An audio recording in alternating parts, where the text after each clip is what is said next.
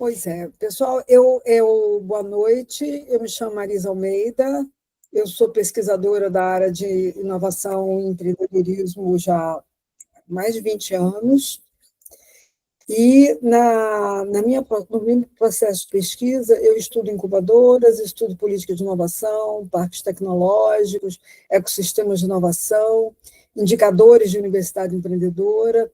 A minha pesquisa versa por esses temas. E o que eu combinei de conversar com vocês hoje aqui seria sobre a política de inovação no Brasil, tá? Eu não fiz uma apresentação com slides e tal, porque eu acho que tem mais um ar de conversa do que de uma palestra formal, tá? Então, para a gente falar de política de inovação no Brasil, que é uma coisa mais recente, né, a gente tem que começar falando sobre o processo de criação das instituições que promovem a transmissão e a criação de conhecimento no Brasil, que são as universidades. No Brasil, o que a gente tem uma criação tardia das universidades, elas foram criadas em 1925, um pouquinho antes, né? Então, isso é um crescimento muito tardio se a gente comparar até com outros países latino-americanos, né, que criaram as universidades há mais de 300 anos. Então, a gente começa com a criação da UFRJ, que é a Universidade Federal, né, do Rio de Janeiro, em que ela foi mais um juntamento de cursos que já existiam, né, da Escola de Medicina, da Escola de Direito, da Escola de Engenharia. Teve mais essa característica. É diferente do processo da USP, que é 10 anos depois, que se segue, e é muito mais concebido como a criação de uma universidade, porque é um projeto pensado de que universidade, que os cursos, o que seria feito. Não aqui no Rio, que você pegue o que existia e coloca com o nome de universidade, né? Então, essas primeiras instituições de ensino no Brasil, elas tinham uma característica muito de replicação do conhecimento, né? De passar o conhecimento para as pessoas, não tinha um processo formalizado de desenvolvimento de pesquisa, tá?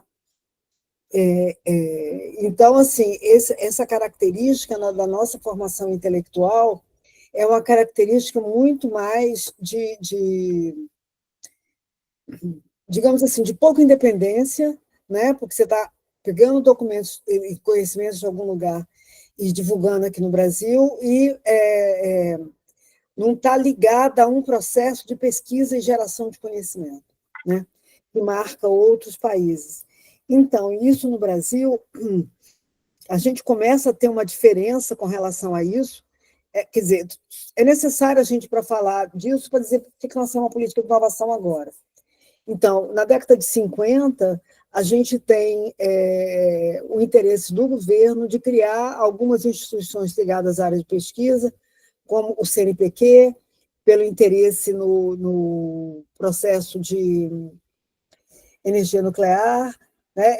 É período do Lattes, do César Lattes, é período de outros físicos, né, que fizeram a física no Brasil ser famosa, né, e de que tem esse interesse. Então, os físicos eles têm um papel muito grande nessa construção das nossas instituições de pesquisa e ciência. Tem o CNPq, então, depois a CAPES. Isso década de 50, né?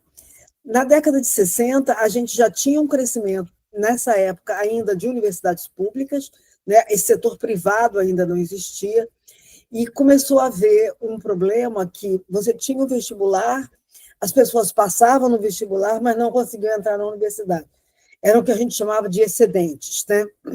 Ele era aprovado, mas ele não tinha classificação, porque o número de vagas era reduzido. E esse grupo de estudantes começou a criar uma série de pressões para poder aumentar as vagas na universidade. Então, a gente teve um movimento estudantil crescente, antes de 64, preocupado também com questões sociais no Brasil, a questão da pobreza, a questão da reforma agrária, né?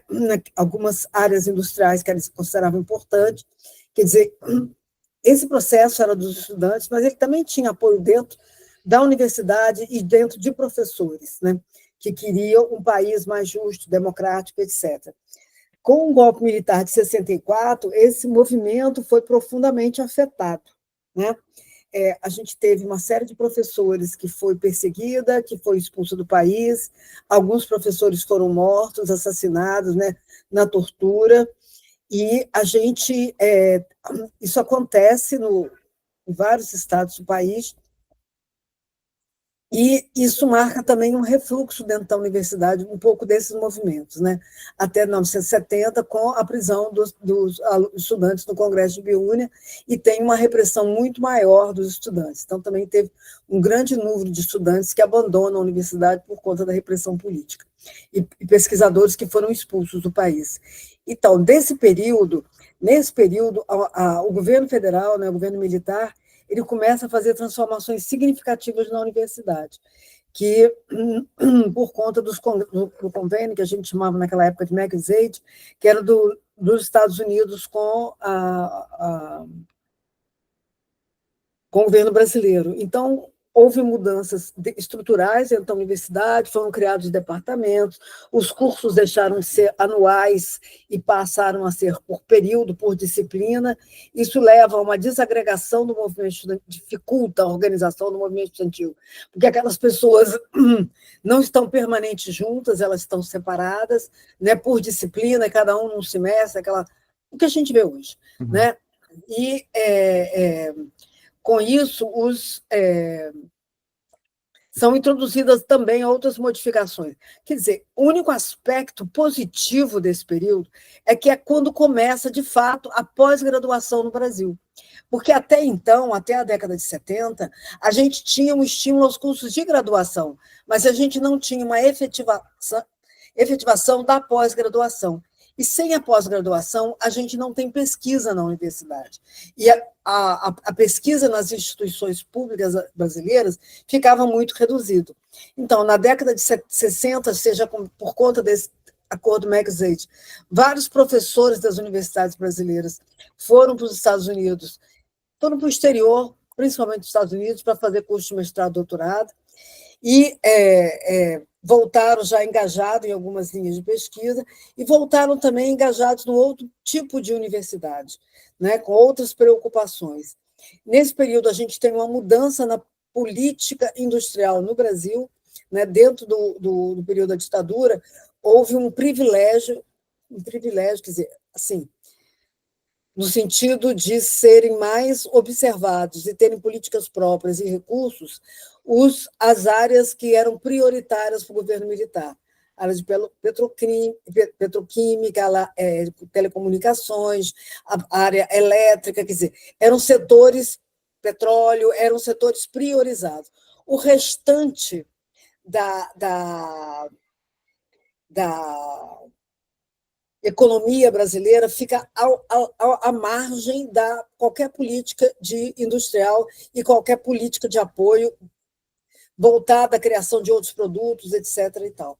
Mas essa pesquisa, essa pós-graduação que surge no Brasil nessa década de 70, ela começa a ter um foco somente na criação do conhecimento, um conhecimento que não era levado para o mercado, né? Era um conhecimento produzido pela produção do conhecimento, sem a preocupação grande de inserir aquele conhecimento no tecido produtivo. Tá? Agora, a gente tem uma mudança nisso na década de 80, quando, então, alguns pesquisadores desses que voltam ao Brasil começaram a observar algumas estruturas que existiam no exterior, como eram as incubadoras de universidade e parques tecnológicos, que permitiam uma maior interação com o setor produtivo. A criação das incubadoras, a criação de empresas de base tecnológica. E, quando eles chegaram no Brasil, eles desejavam fazer isso. Isso a gente está falando da década de 80. Por acaso, esse era um período em que o Brasil começava a mudar. Né? As eleições de 74 elas tinham levado a eleição de uma série de parlamentares do MDB antigo, né? E na década de 80, né, em 82, a gente tem a eleição dos governadores. Né? Depois de muitos anos, a gente volta a ter a eleição dos governadores. E vários governadores de oposição foram eleitos. Né? São Paulo, Minas, outros estados também importantes. E o que deve ser ressaltado nessa eleição dos governadores é que setores da universidade começaram a discutir com esses partidos políticos, esses candidatos, programas ligados à ciência, ao desenvolvimento da ciência e tecnologia no Brasil, mais voltada para o setor produtivo. Então, a gente tem estados, por exemplo, como São Paulo, onde isso claramente aparece, e depois a gente tem a criação da primeira incubadora do Brasil em São Carlos, numa instituição municipal estadual. Tá? Não era dentro da universidade, é a primeira incubadora. Né? Em Santa Catarina também houve um destaque na elaboração do programa de governo sobre essa questão da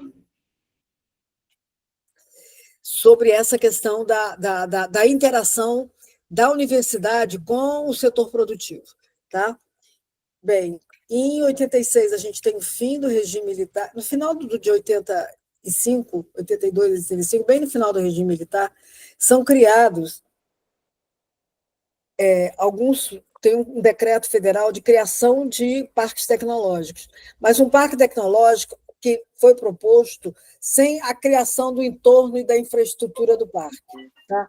Na verdade, o que desse processo, o que ficaram foi a criação de incubadoras, que era uma estrutura muito mais fácil e menor para você fazer ainda num período ainda de poucos recursos. Tá? Bem, então, a gente tem 86, o fim do regime militar, e pela primeira vez na reorganização do espaço político no Brasil, né, dos ministérios, das secretarias de Ciência e Tecnologia, a gente tem pela primeira vez a criação do Ministério da Ciência e Tecnologia, porque ele também não tinha antes. Né? Você tinha o Ministério da Educação, pronto, não tinha nada mais voltado para um desenvolvimento tecnológico no Brasil. Né? Na década de 90, quer dizer, esse movimento de incubadoras ele cresce, em 87 ele faz uma primeira reunião aqui no Rio, existia um projeto financiado por uma organização internacional, essas pessoas se reúnem aqui no Brasil para finalizar o projeto, e no final eles decidem criar uma associação voltada para o desenvolvimento das incubadoras, que é a Amprotec. E vale a pena a gente ressaltar isso, porque nesses anos iniciais, e até se chegar uma política de inovação estruturada dentro do governo federal, a Amprotec teve um papel muito grande, ainda continua tendo. Naquele princípio, ela teve muito grande.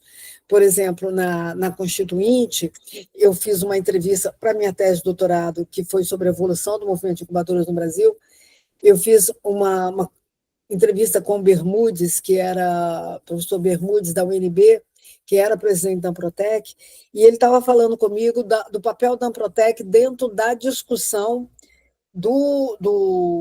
da Constituinte no item de ciência e tecnologia que passa a constar na nossa Constituição. Né? Antes ele também não fazia parte.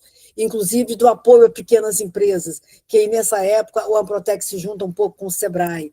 Isso já aparece na Constituição dessa época, de 88. Né? Bem, a gente tem várias crises. Né? Tem um livro... Eu tentei procurar ele hoje para mostrar para vocês, mas eu não achei lá entre os meus livros, depois não tive mais tempo de voltar a procurar. Eu não sei se vocês conhecem aquela lenda do Sífiso, que é punido lá pelo... Eu não sei direito, tá? Punido pelos deuses, e ele tem que empurrar uma pedra para a montanha. Tá? E toda vez ele vai empurrando. E quando ele chega lá no alto, aquela pedra despenca e volta lá no início. A política de ciência... Esse livro... O autor fala que a política de ciência e tecnologia em toda a América Latina é a do Sífiso. A gente vive empurrando, quando chega lá em cima, desmonta tudo. Então, a gente tem um crescimento na década de 50, que cai depois, aí depois vem 60, mas é só 70, mas é só para uns setores, aí vem 80, está ali engatinhando nas eleições do governador, aí tem a crise econômica, que a gente chama de 80, década perdida, foi um período de grande crise econômica, depois entra o Collor, com aquela, seguindo o consenso de Washington, né, que uma das linhas principais que eles falavam assim, tem que abrir a economia. Aí o cara abre tudo e uma série de empresas no Brasil fecham. Uma série de setores onde a gente tinha algum tipo de autonomia, inclusive tecnológica, ele fecha. As privatizações fazem com que a gente perca mais ainda, né? A gente tinha algumas cadeias produtivas semi-organizadas que se perdem, está entendendo? Isso, do ponto de vista de um país, é muito complicado, porque a gente perde o saber fazer, né? O ter algum domínio tecnológico em outras áreas e faz com que a gente fique sempre para trás. Bem, mas tem um pessoal que continua lá empurrando a pedra. Né? Cada década tem uma geração que tenta empurrar essa pedra lá. Na década, tem um fato muito relevante para a gente falar da política de inovação e deixar dessa parte mais histórica, que é em, em 98 tem a Conferência Nacional de Ciência e Tecnologia no Brasil. Tá? E é interessante porque essa conferência, pela primeira vez, ela fala não de ciência, só ciência e tecnologia, ela fala ciência, tecnologia e inovação. Tá?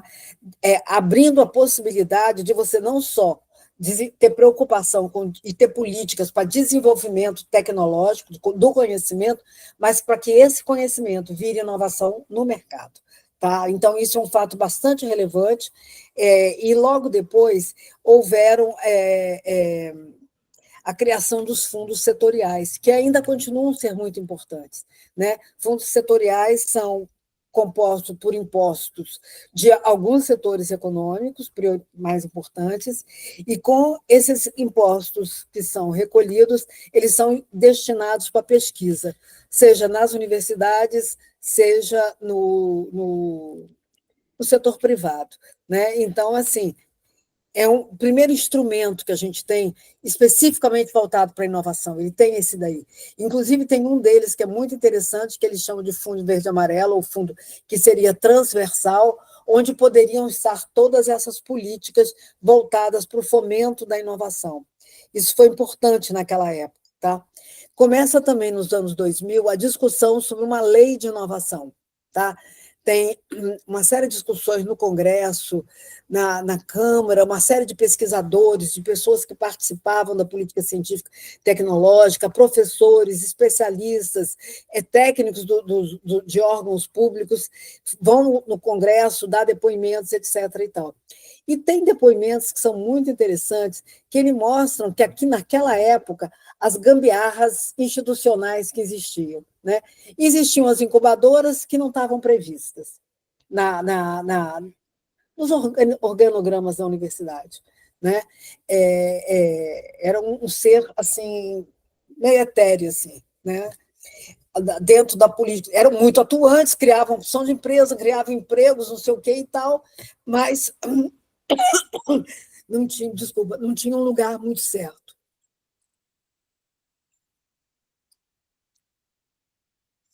E as universidades faziam acordos com empresas que não eram permitidos.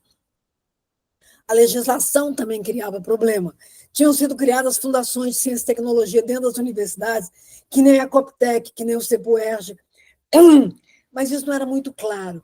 Bem, dessa discussão, em 2004, foi aprovada a Lei de Inovação no Congresso Nacional. Então, falando em política de inovação, a gente passa a ter um instrumento legal que normatize a política de inovação.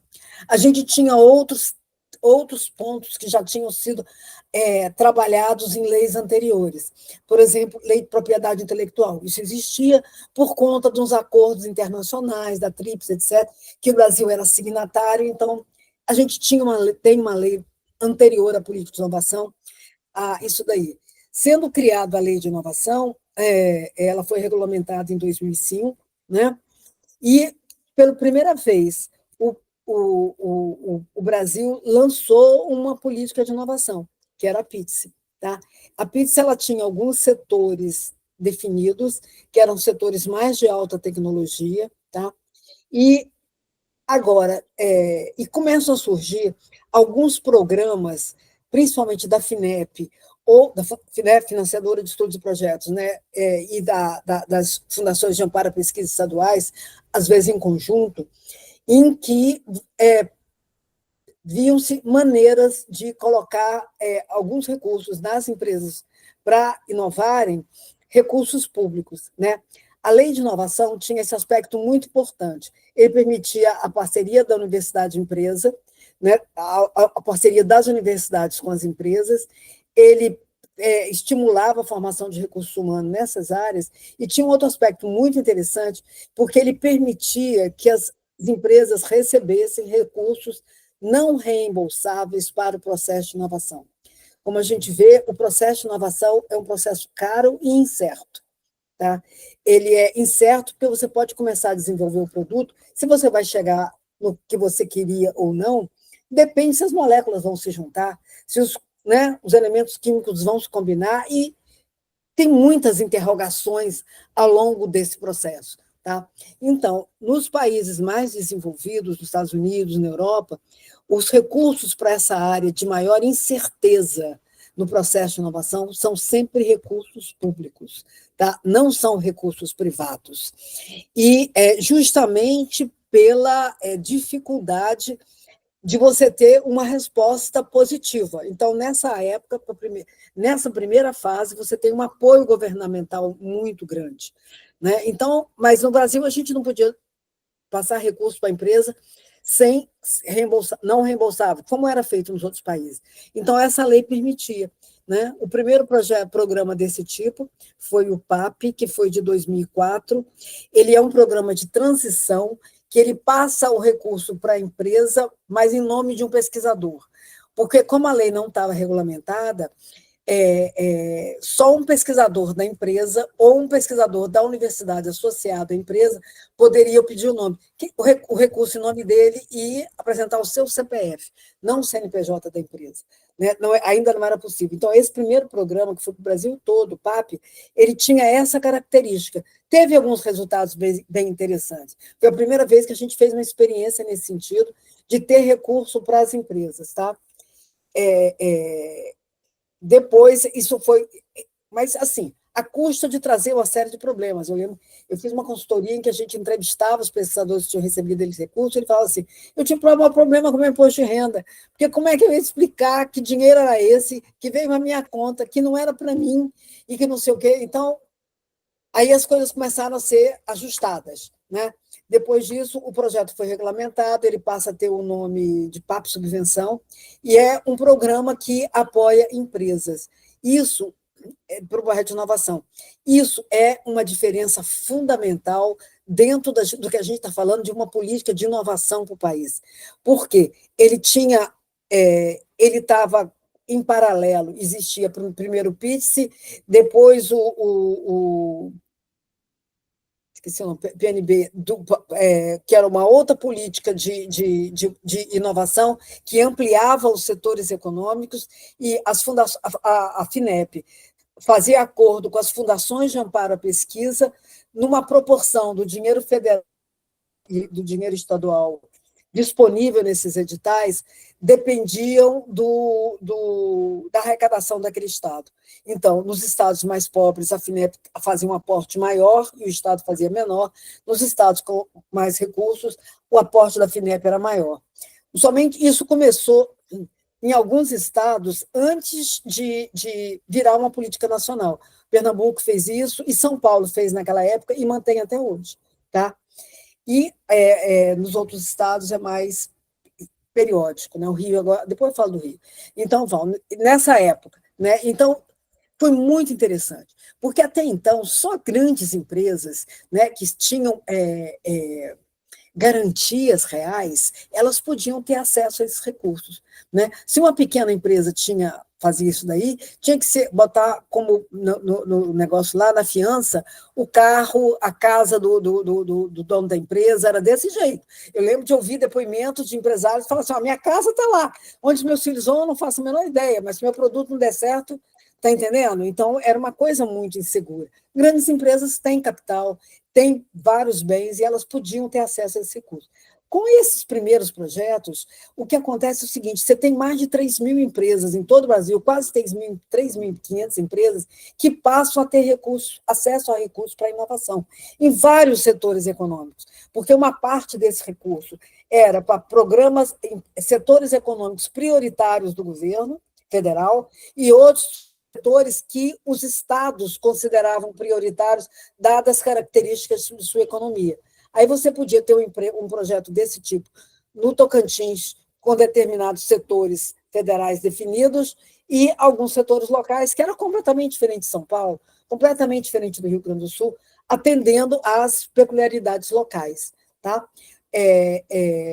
Então, isso daí mostra uma grande mudança no cenário brasileiro com relação à possibilidade das empresas terem acesso a recursos. Foram feitos inúmeros editais, né? E você tem no final, eu fiz um banco de dados dessas empresas e eu colecionei mais de 3.500 empresas nesse banco de dados dessa época que tinha tiveram acesso a esses recursos. Nesse período também, depois da lei de inovação, teve uma mudança muito grande também no interior das universidades. Né? As universidades, no início, elas não tinham relação com a empresa, depois ela passa a ter uma relação com o governo, na época do período militar, e nessa época, depois, que nós estamos falando já 80, 90, 2000, elas passam a ter relacionamento com as empresas, com essas empresas incubadas, e com algumas outras empresas do cenário brasileiro que gostariam de interagir com isso, com as universidades. Então, é muito interessante a gente observar o crescimento de acordos entre parcerias entre universidades e empresa. Tá? Isso daí, depois da lei de inovação, existe uma pesquisa, né, que é feita a cada 2 anos pelo MCTI, e que essa pesquisa ele avalia como é que está a implantação da lei de inovação no Brasil.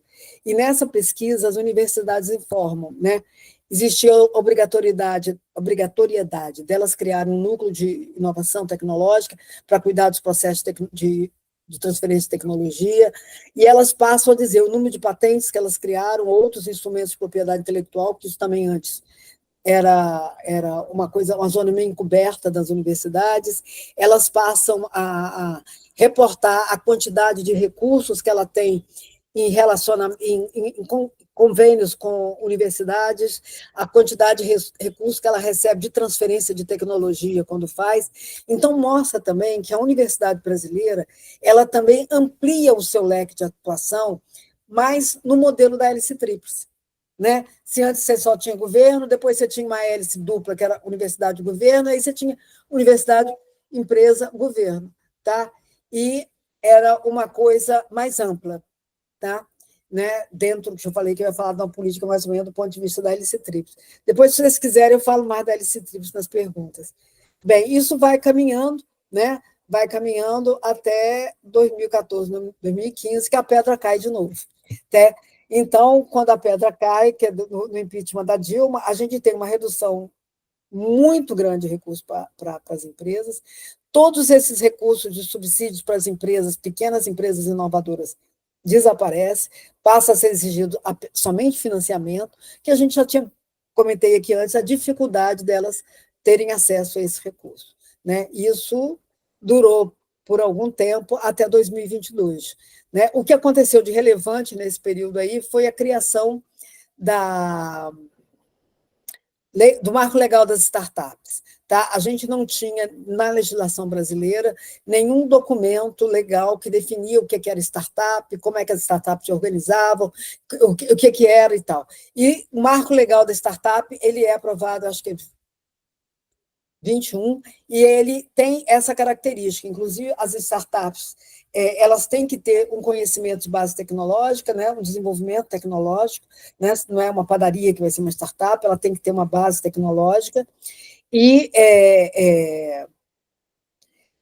outra coisa, a empresa vai até quando ela tem 10 anos, tá certo? Né? Você tem isso daí. Existe um levantamento atual muito interessante, que é o levantamento feito por uma empresa privada lá em São Paulo, que é a Emerge, que ela faz um levantamento das deep techs.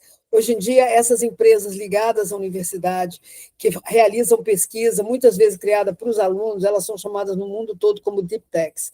Né?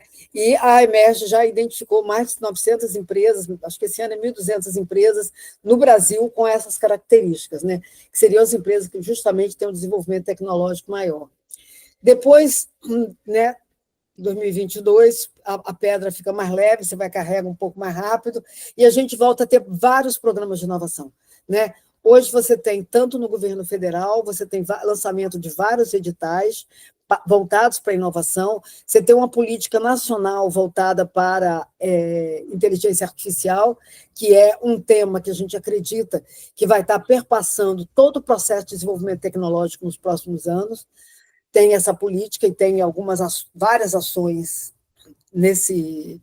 em decorrência sendo efetivadas, e você tem também nos estados, aí falar um pouquinho do Rio, nos estados, a compreensão da importância da tecnologia para o desenvolvimento do estado, ela passa a ser vista com maior profundidade.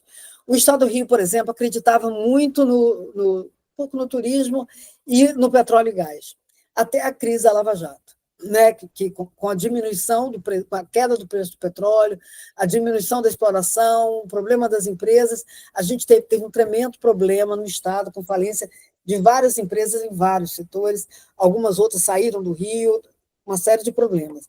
Né? Então, você passa a ter uma ênfase maior à tecnologia. A FAPERJ, por exemplo, que é a Fundação de Amparo à Pesquisa do Estado, ela tem vários projetos agora. Tem o Doutor Empreendedor, tem aquele Célula, né? Que é do governo federal, feito junto com a parceria com o governo estadual. Tem vários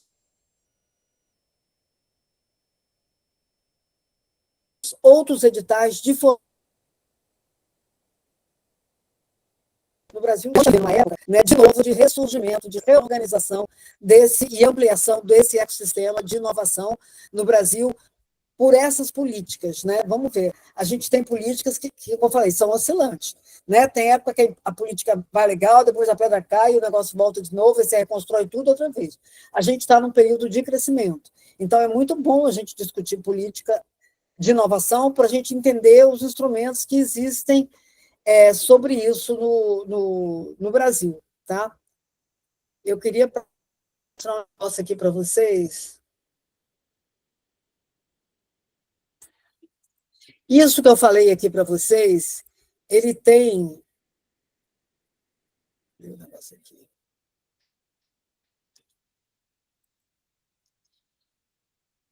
Eu vou compartilhar um aqui. Isso que eu falei para vocês, ele está mais ou menos escrito nesse livro aqui. É um capítulo desse livro. Né? As Hélices da Inovação.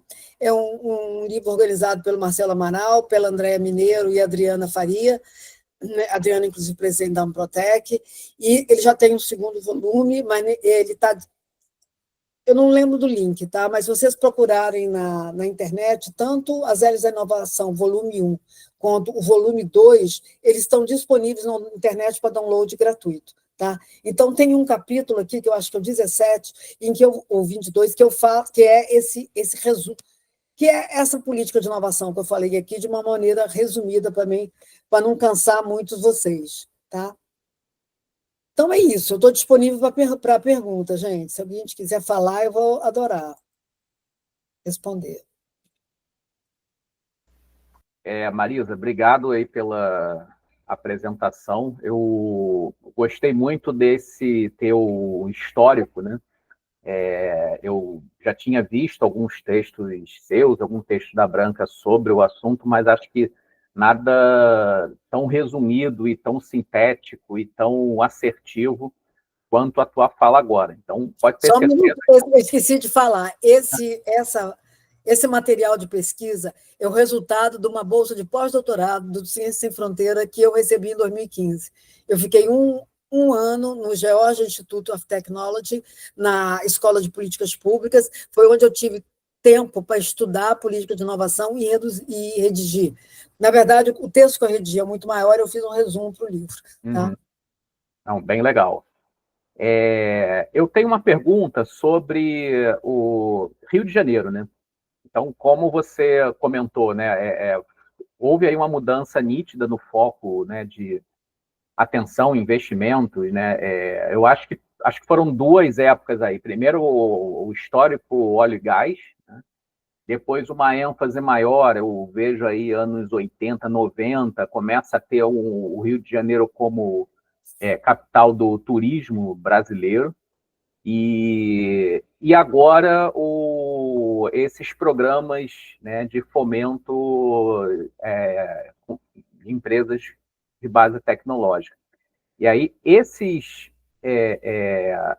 programas financiados pela FAPERJ, né, o Doutor Empreendedor, o Célula, né, a UERJ ganhou um projeto desse, Célula.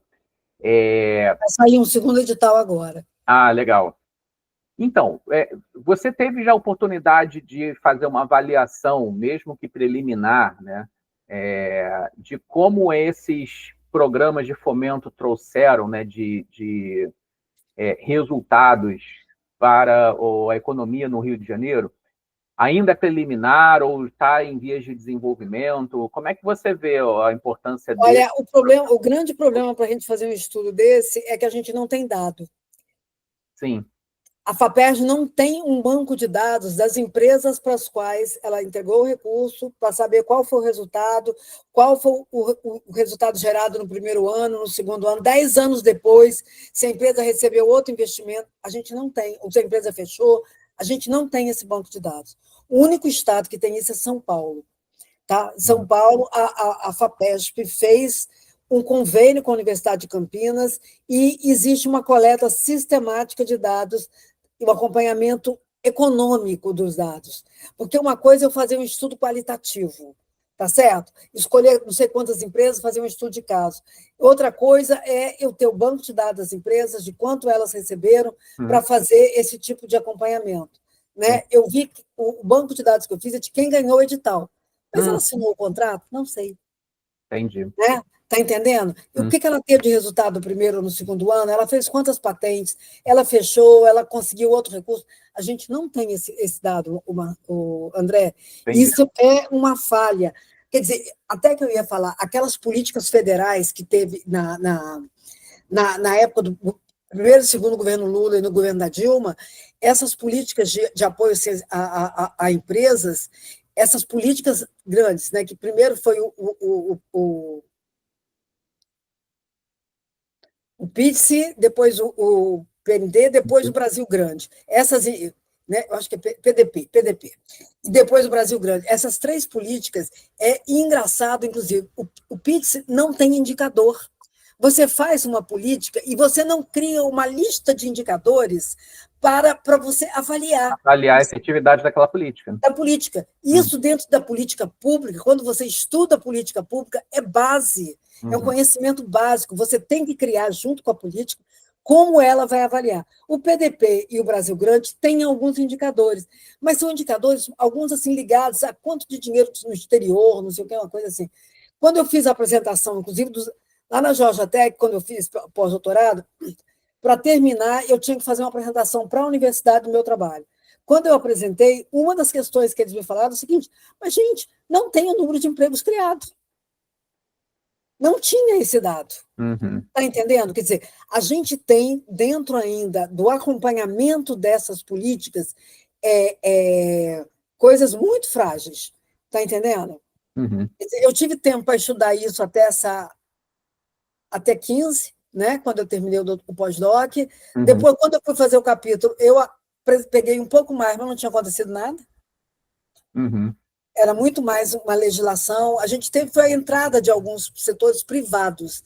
Né? O que aconteceu nos últimos anos, até 22 no Brasil, o que teve de interessante e novo foi que alguns setores privados começaram a fazer concursos para absorver projetos, muitos de universidades. Tá certo? A Coca-Cola faz projeto, faz edital, a Vivo faz, tem uma série de empresas que fazem editais para as pessoas apresentarem ideias, ou então eles apresentam algumas áreas e as pessoas apresentam projetos. E aí eles financiam para resolver gaps que a empresa tenha. Tá? Foi a única grande diferença que a gente teve nessas relações, porque a gente não teve quase nada de iniciativa de governo federal e estadual.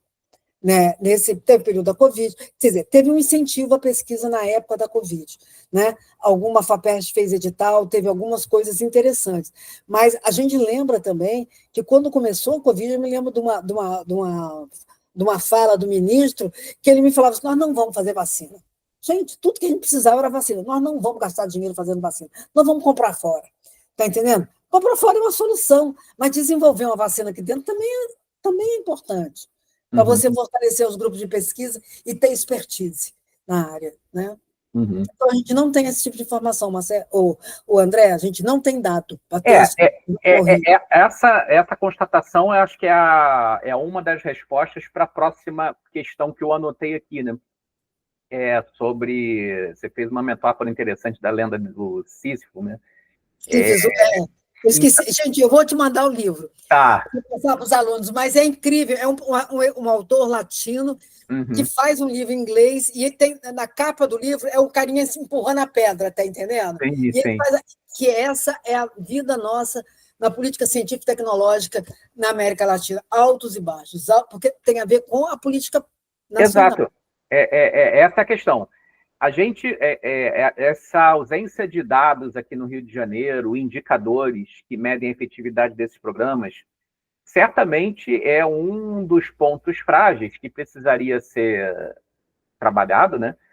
Para que não houvesse a partir de agora, mais esses períodos aí de avanços e retrocessos. Mas se bem que isso depende muito mais de política, né? Sim, ele vem junto com a política, né? Mas você teria outros elementos aí para, de novo, assim, focando na nossa experiência aqui do Rio de Janeiro, para evitar que esses programas, né, tipo Doutor Empreendedor, Célula, eles consigam gerar resultados e não haja um retrocesso. Eu acho assim, tem uma coisa muito interessante que eu observei antigamente e agora. Tá? Na década olhando aqueles primeiros projetos, década de 2000, 90, 2000, ali, né? 2000, década de 2000, tive um aluno que fez uma dissertação acompanhando esse projeto da FAPERJ, né? O Fernando, que trabalhava na época na prefeitura de Rio das Fernando Gonzalez, que trabalhava na época na prefeitura lá de Rio das Ostras. E uma coisa muito interessante que a gente observou, ele pegou o número de empresas que recebeu, os quantitativos de dinheiro, etc., nas 3 edições do PAP. E é muito interessante, porque só tinha projeto e empresa quando tinha dinheiro do governo federal. Não tinha iniciativa estadual. Tiveram 3 edições, que parece aquele zigue-zague no gráfico, está entendendo? Quando tinha dinheiro do governo federal. Se não tinha dinheiro do governo federal, não tinha ação do Estado. Inclusive, houveram pessoas que relataram, empresários que relataram na época, que ele recebeu a primeira parcela, que era do dinheiro do governo federal, a segunda parcela, que seria paga com o dinheiro da FAPERJ, levou meses para receber. E olha que na pesquisa, a gente começa, mas a gente precisa ter uma regularidade no recebimento, porque é a fase da pesquisa, é quando eu preciso comprar mais insumo, mais instrumentos, etc. e tal. E não teve essa regularidade. Né? Nem isso. Agora, o que eu vejo agora é que você tem iniciativas do Estado. O Célula é uma iniciativa do governo federal. Doutor Empreendedor é uma iniciativa do Estado. Teve uma outra, não estou lembrando outros nomes de outros projetos, tá? Mas tem até esse edital de 2021, que é extremamente inovador, foi um edital que a FAPERJ fez de apoio às estruturas estruturas voltadas para a inovação nas instituições de ensino do Estado do Rio de Janeiro, apoio às instituições do Estado, de pesquisa do Estado do Rio de Janeiro, em ações estruturantes de inovação e empreendedorismo. Né? Tem uma série de universidades que ganharam, a Unirio, aí o projeto foi apresentado, a reitoria que pediu que eu liderasse, a gente ainda está terminando de executar o projeto. Quer dizer, pela primeira vez, a gente teve dinheiro também dentro da universidade para organizar o que a gente precisava fazer. Porque antes você tinha um edital de incubadora, mas é só material de consumo. Pô, mas eu preciso também de comprar cadeira, eu preciso de um computador, tá entendendo? Eu preciso organizar uma sala, fazer uma pequena obra. Né? Ele tem lá os limites, não sei o quê, tanto para consumo, tanto para permanente, tanto para apoio para as empresas, e isso ele permite também uma estruturação desses ambientes dentro do Estado do Rio. Esse é um edital muito significativo aqui no Estado do Rio de Janeiro. Isso é iniciativa estadual, da época que o Maurício Guedes era diretor lá da FAPERJ. Qual, Né? qual edital que você... Eu acho que chama Ações Estruturantes 21. Espera aí, eu acho ele aqui no meu computador e te dou o nome certo. Tá. Não, tudo bem, depois você me passa isso. E eu acho que uma outra dúvida que... Dúvida não, né? Uma observação que também tenha ficado é essa relação entre universidade, empresa, governo, né? A gente viu aí na sua fala sobre como é que essas coisas evoluíram ao longo dos anos. Como é que você vê no Rio de Janeiro, né, o papel tanto das incubadoras de empresa quanto dos parques tecnológicos nesse processo de desenvolvimento de conhecimento e inovações tecnológicas alinhadas, né, com essas políticas públicas de financiamento? Como é que você... tem sinergia, não tem sinergia? Podemos considerar o Rio de Janeiro como um ecossistema de inovação? Como é que você vê isso? Eu acho que o Rio de Janeiro ele tem um grande ecossistema de inovação, né? Ecossistema de inovação, e cada universidade, cada instituição em si tem o seu pequeno ecossistema de inovação. Uhum. Né? Que você vai variando quais os setores que você está conversando mais, de acordo com as competências da universidade. Né, as competências técnicas, as áreas que aquela universidade trabalha mais. Uma universidade trabalha mais com petróleo e gás, ela vai interagir mais com o conjunto de empresas desse setor. É diferente de uma instituição que trabalha mais com a área médica, etc. E tal. Eu acho que esse sistema no Rio, ele sempre funcionou bem, puxado principalmente pela UFRJ e pela PUC-Rio. Uhum. Né, que foram as instituições aqui no Rio que primeiro acolheram essa proposta. Uhum. Né? Então, elas receberam, na época também tinha BioRio, né? Elas receberam um apoio da fase inicial. Foi interessante, eu não lembro qual era o prefeito do Rio, que ele fez um projeto de apoio às incubadoras no início de 2000. A sede, por exemplo, da incubadora da COP, a sede do Gênesis, foram construídas pela prefeitura. Tá? Em apoio a esse projeto inicial. Tá? E tem empresas muito boas em ambas as instituições, né? Empresas que existem até hoje, né? Que são atuantes, que continuam interagindo com a universidade, você tem em diferentes setores. Né? Na UFRJ, ele tem uma característica mais tecnológica ou de consultoria, né? E na PUC, mais na área de software, Uhum. né? Área de TI. Então, eu acho que ele é significativo para o Estado. Eu não posso dizer o quão significativo ele é em termos econômicos, ou não tem dado recente para a gente saber quantos empregos eles estão gerando, né? Mas são ecossistemas que estão rodando, né? Que estão funcionando, né? Eu acho que vem num período assim de crescimento, né? Pela quantidade de programas colocados pela FAPERJ, né? E a inserção dessas universidades, né? Muito o UFRJ, a própria UERJ, agora a Unirio, né? Com a incubadora foi criada, né? Então acho que as coisas estão acontecendo. Então a gente vê uma evolução em relação, por exemplo, à década passada. Maria Clara... Foi com o recurso desse projeto que a gente conseguiu fomentar na Unirio, primeiramente, um espaço de coworking. Né? Agora a gente está vendo uma outra escola que está tendo uma construção de um prédio novo lá. Eles destinaram um espaço para ser o coworking de outra área. Então, o Unirio também tem uma coisa dispersa. Um vai ficar na URCA, outro vai ficar em Botafogo, e a gente espera que tenha outro na área de saúde. Né? Então, assim, desses 7 projetos que estão na pré-incubação, 4 têm professores. Isso é muito significativo, porque eles podem, provavelmente, ter um pouco maior de conhecimento inserido no produto ou no serviço dessa empresa, né, por conta da maior capacidade técnica, né? É uma quantidade de conhecimento, em geral, maior do que, por exemplo, nos projetos do pessoal da graduação ou do mestrado, embora tenham propostas boas lá. Uhum. Né? Legal. Maria Clara, você tem alguma pergunta para Marisa? Não tenho pergunta, só queria agradecer pela palestra e foi bem interessante poder escutar, que eu cheguei agora no laboratório e essa história que ela fez foi bem legal. Obrigada. Maria Clara é bolsista, recém-contratada. Tá há 2 semanas, né, Maria Clara? Isso, então 2 tá semanas. pegando ainda o... Troca de informação. É, isso aí. Marisa, então acho que é isso. Queria te agradecer, né, a tua disponibilidade. Achei que foi bem enriquecedora a tua fala. As questões que você coloca também são bastante interessantes.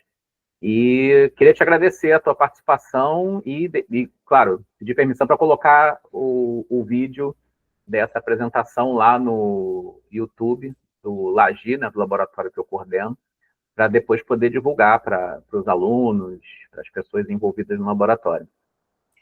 Eu é que agradeço, André. Tá? Você, Maria Clara, também, pela oportunidade de estar aqui, poder falar um pouco da minha experiência, das minhas pesquisas, né? E lógico que você tem autorização minha para poder colocar lá.